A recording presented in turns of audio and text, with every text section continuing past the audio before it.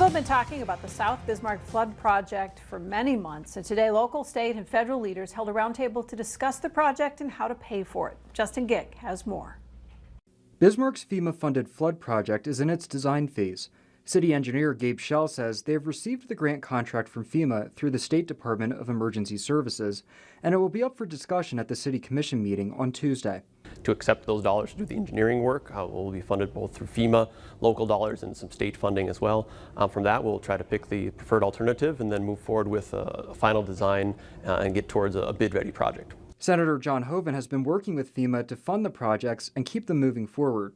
He says it's a $122 million endeavor, and he was able to secure $50 million in federal funding. He says the state will contribute $40 million, and the remaining $30 million will be picked up locally. It's really important because it's flood protection for South Bismarck so that folks don't have to buy flood insurance.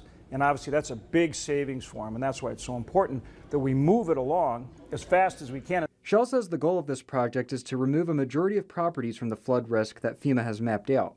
He says there would be other benefits from having these improvements as well. That would address the flooding events that aren't necessarily river controlled just by through the increased capacity of some of those storm sewer systems. Hoeven says the federal end of the funding is in good shape. However, he says now it's just waiting on the state and local share. The state legislature will be meeting, so clearly we've got a good plan. We'll go into the state legislature for the state funding. As far as when this project could begin, Schell says it's hard to say as they wait for the money to come through. He says they will also need time to design the improvements. In Bismarck, I'm Justin Gick reporting for your news leader. Schell says when this project does begin, it will take years to finish.